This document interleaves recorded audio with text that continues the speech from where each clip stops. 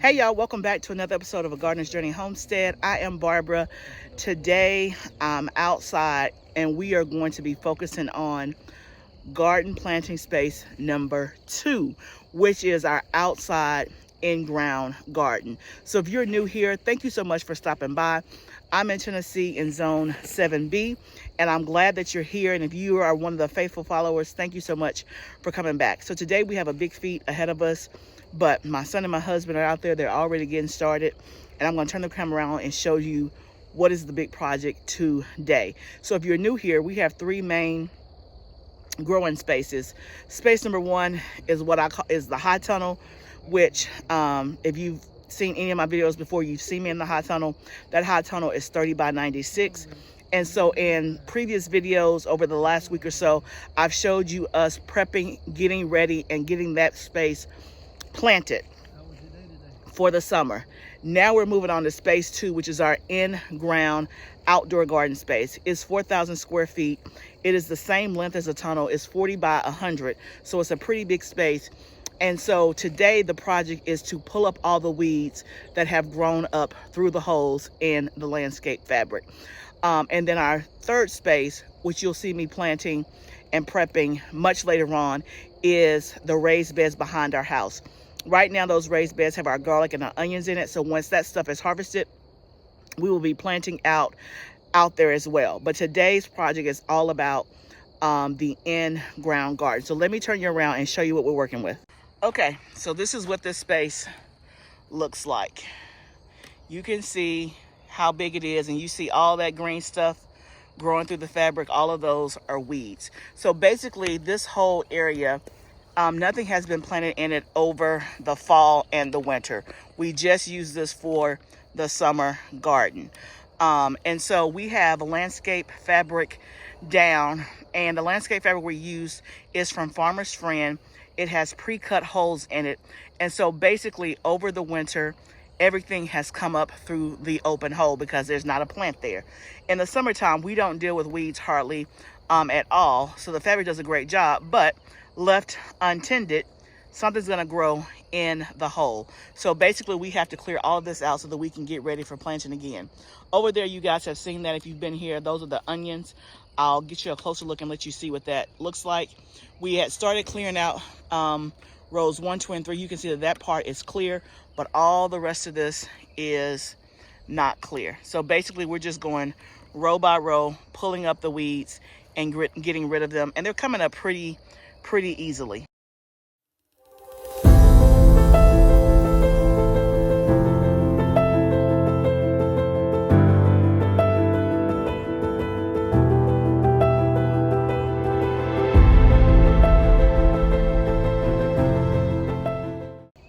Y'all, this is the part that's not sexy at all, but necessary.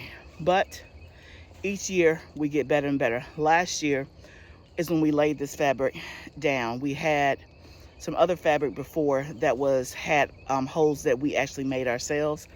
And what happens is when you make the hole yourself, I know for us, we didn't get it perfect. And then it's easily frayed. And so the hole gets bigger and more weeds grow. So last year, it was worse than this. This year, the weeds are coming up pretty easy. It's just tedious. It's time consuming. It can be backbreaking. But this is the first step in order for us to get this space planted. So we're going to clear all of this out, get all the weeds as we possibly can. We're not going to be planting this space for another couple of weeks. So I pray that I don't think the weeds will grow back in 2 weeks, at least not to this level, because it took all winter to get like this. And I remember at the end of the season last year, I was asking you guys, hey, what can I do to prevent the weeds? And some people have said, hey, mulch it with some bark or mulch and things like that. And y'all, it just didn't get done. It was just like after we put this to bed, so to speak, in our minds, we kept saying we're going to come out here and fill the holes with something. We just didn't get to it. It's just what happens. So now we're having to pull the weeds up. But like I said, it could be a lot worse. If this paper was not down, it would be horrendous out here. So this is the first step of many. We got to get this part done before we can move on to something else. So we're just going to keep going until we get it all cleared out.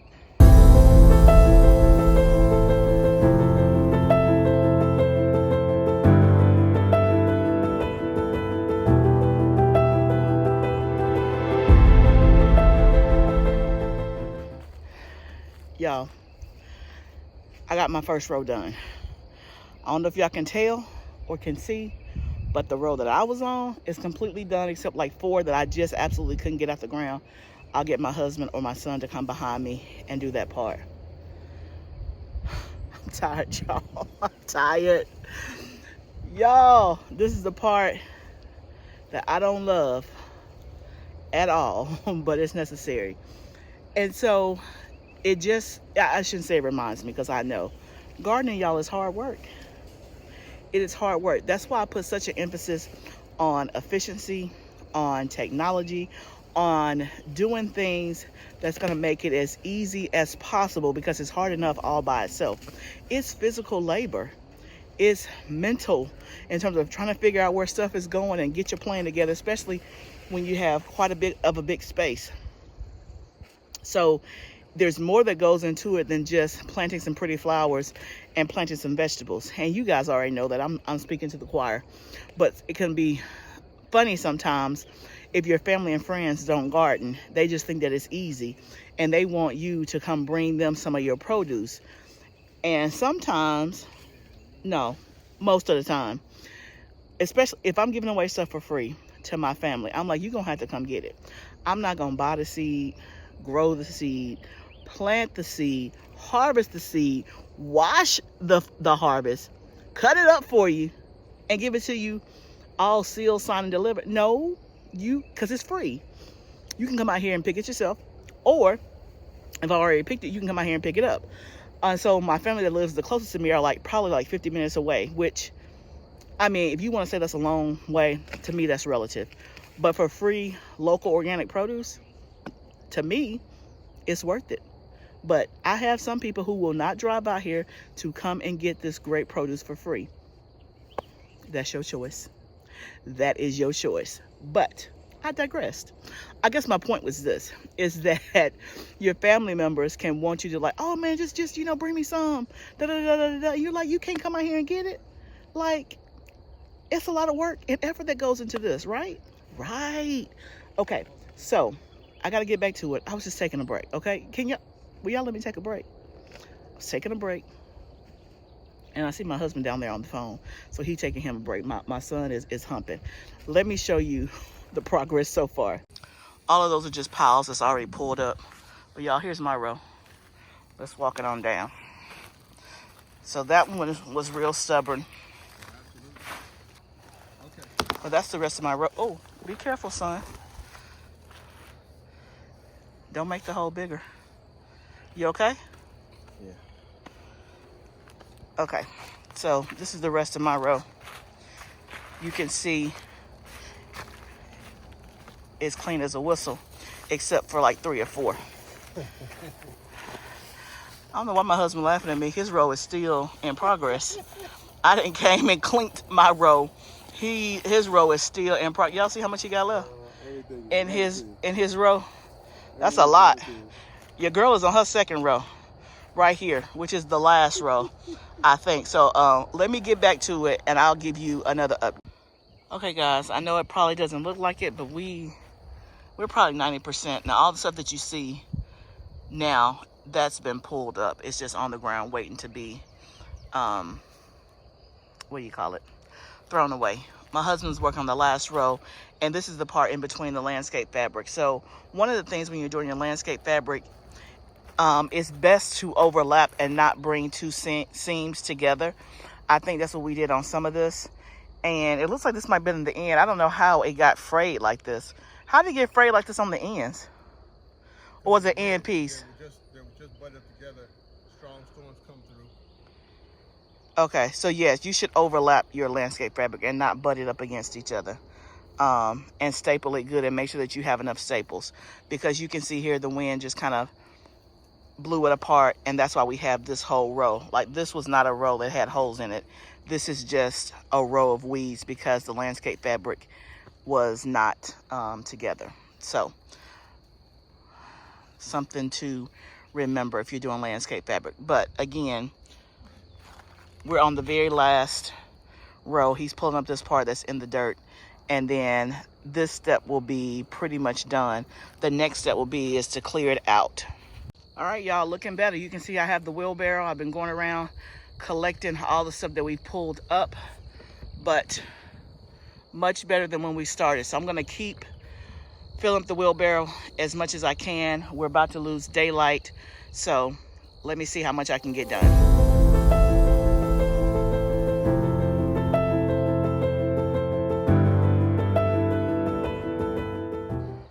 Okay, y'all, that's a good shot where you can see it's mostly cleared out. We still have some in between that landscape fabric. I'm assuming that stuff is harder to come out because my husband left it.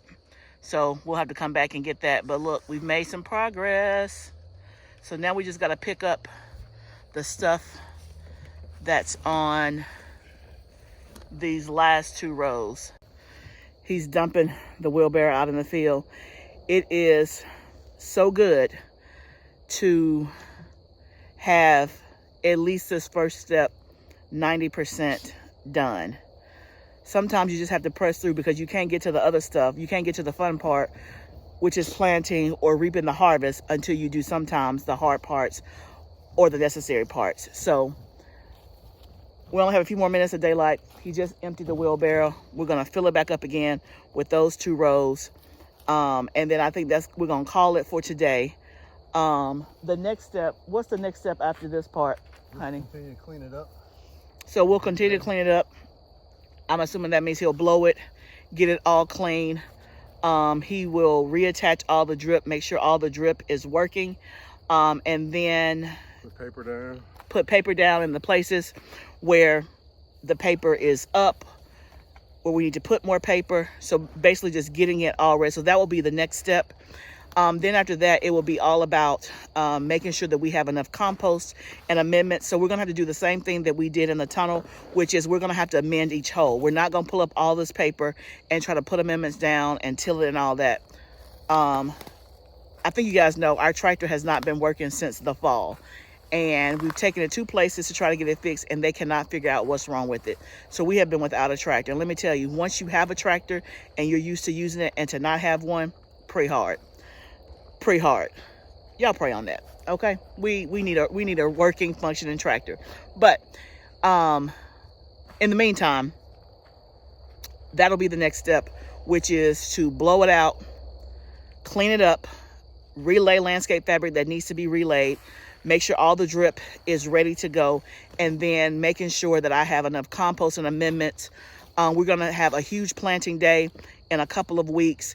If you're new here, I have an annual planting day where my friends come and help me plant this outside garden, just because, y'all, it's a lot. It's a lot. It's I think we have 7 rows. They're 100 feet long. There's about 60 to 65 holes in each row.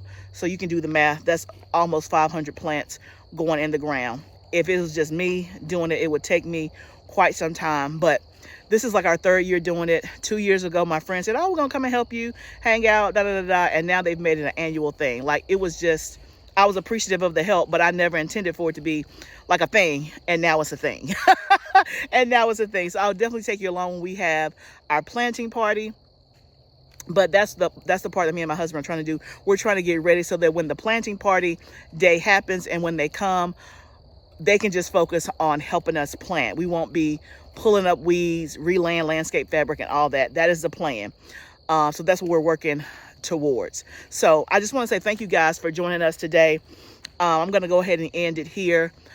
Remember that there are parts on this journey that are more difficult than others, but sometimes, a lot of times, we have to go through those parts to get to the parts that we like. There's many different parts of having a garden. There's the starting the seeds, there's planting, there's harvesting, there's pest control, there's a whole lot of stuff.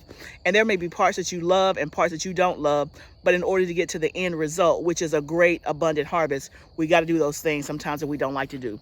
But all in all, between me, my husband, and I, we've probably been out here, I would say, about an hour and 15 minutes. So it didn't take long. And the weather is really, really pleasant, which is great. So it could be a lot worse. It could have been baking in the hot sun, or I could have been out here by myself. But I had my husband and my son's help, and so we were able to knock it out for the most part. So we can just say that step 1 of this space is done. Now we're going to be ready to move on to steps 2 and 3, so that we'll be ready to plant for the planting party. So thank you guys for joining me today. I hope that your gardens are doing so well. Remember, gardening is a journey. Let's grow together. I'll see you next time, friend.